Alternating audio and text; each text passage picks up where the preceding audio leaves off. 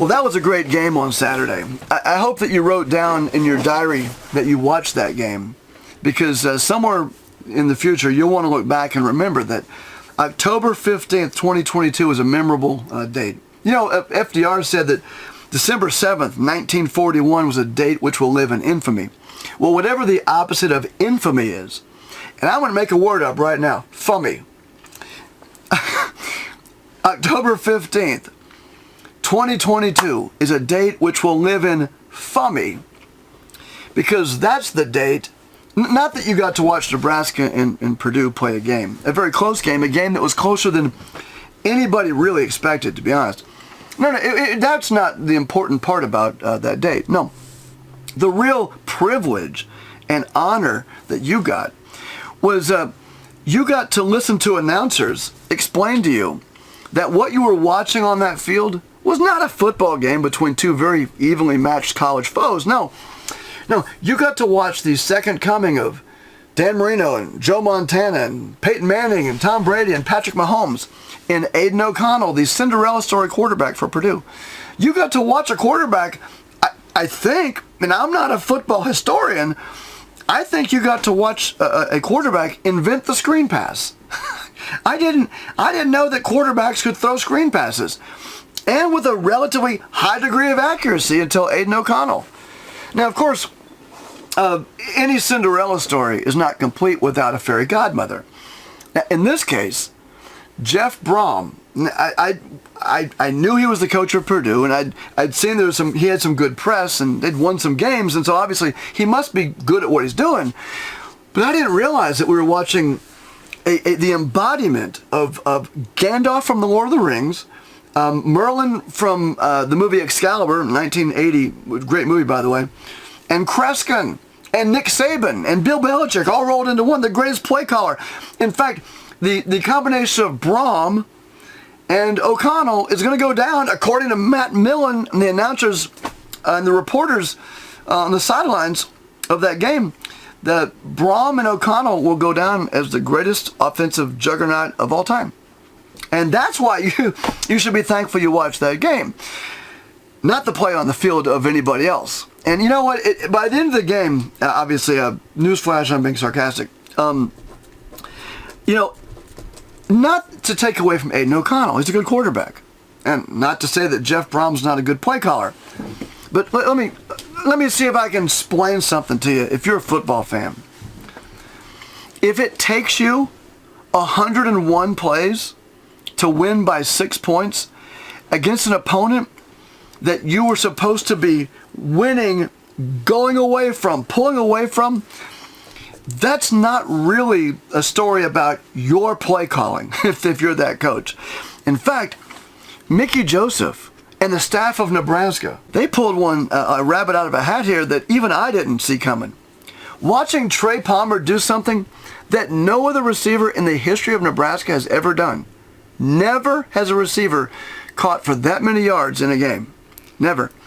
That's a storyline. To watch Nebraska hang in there all the way to the end and realize that the same stat that the media was using to explain to us the wonder and the glory of Purdue's play calling and their quarterback, you could also say this.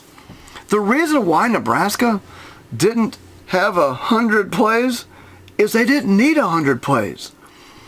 Nebraska led in terms of yardage per catch, per throw.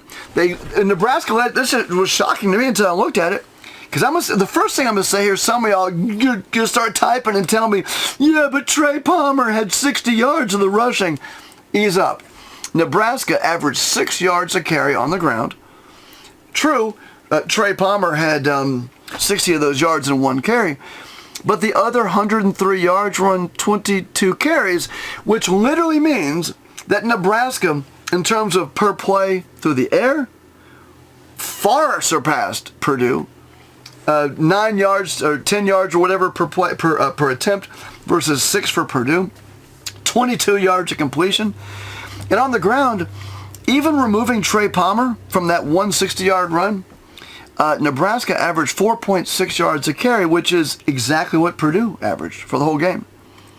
I don't know what game these announcers were watching. And for you Husker haters, you anti-Husker, anti-Mickey Joseph fans out there, I don't know what you were watching. If you were watching the same game I was watching, then what you realize is Purdue got lucky. Take away 2 unforced Casey Thompson interceptions. Take away Casey Thompson missing a guy wide open in the back of the end zone. And then, inexplicably, Nebraska calling a great defense against a 4th down play where Purdue, if they're stopped, hands the ball right back to Nebraska, who I would have put everything I had on, would have scored a touchdown to win the game. Nebraska calling a great defensive play, except for one guy in the middle. And old slow Aiden O'Connell just lumbered up and got that first down. Let me just say this before I go any further, because I got some other points I want to make. If you watch that game and you come away from that thinking that Purdue was obviously the better team, you didn't watch the same game. It took lucky miracle plays for Purdue and having to grind out 101 plays of their own to eke out a 6-point win against a Nebraska team that, again, wasn't even supposed to be there and effectively had been shut down in the first half. 10 points in the first half, down 17 points at the half. Look, I'm not saying to you that you can't look at a win or a loss on the scoreboard. I mean, obviously you have to. Purdue won the game. I'm not one of these fans that says, there's a moral victory here. No, a W would have been better than an L. There's no doubt about that. But if you watch that game and you actually thought and you bought the garbage those announcers were selling, look, I'm from Louisiana originally. I moved here in 1990. I've lived in Nebraska for the better part of 32 years. I moved back home for a few years, but back to Nebraska, so the better part of 32 years. I'm not a lifelong Nebraska fan. And I know that there are some fans who will just complain and gripe about every game that does every ball that doesn't bounce the way Nebraska wanted to bounce. I get that. That's not what I'm saying. I'm telling you, if you watch that game, you cannot objectively say that Purdue was the better team that day. You can say that there were plays that Nebraska, if they had executed or had not missed, would have won the game. And I wanted that so badly, not just to shut up some of the Mickey Joseph haters, and not just to give Nebraska a win, and the guys on the team, I want them to win. I want the fans to have a win. But just to shut up Matt Millen. I gotta be honest with you, that guy is such a... he's never met a home team he didn't sell out for. If you don't see what I saw in that game, a team which came from behind, put everything out there, left everything on the field, just absolutely just left everything out there, gave it all they got. If you don't see that it's a victory for Nebraska, you're not watching carefully. And I told you after the Oklahoma game, that was capitulation, that was bottom. I told you what to expect moving forward, and Nebraska is right on track. This is going exactly as you'd expect from a team on the rise, a team going in the right direction. Are there still some problems? Yes. Yes. The defense.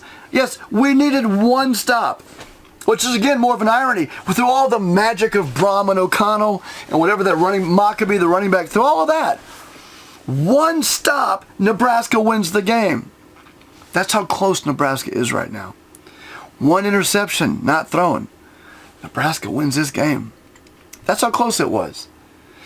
I told you a few videos ago that if you were going to jump ship, you should have jumped ship before Frost was fired. It was time to get on board now. And the team is headed in the right direction. And under the tutelage of Mickey Joseph, if you don't see a difference here, look, I got to be honest with you, if you don't see a difference in this team, you're just hating for hating's sake.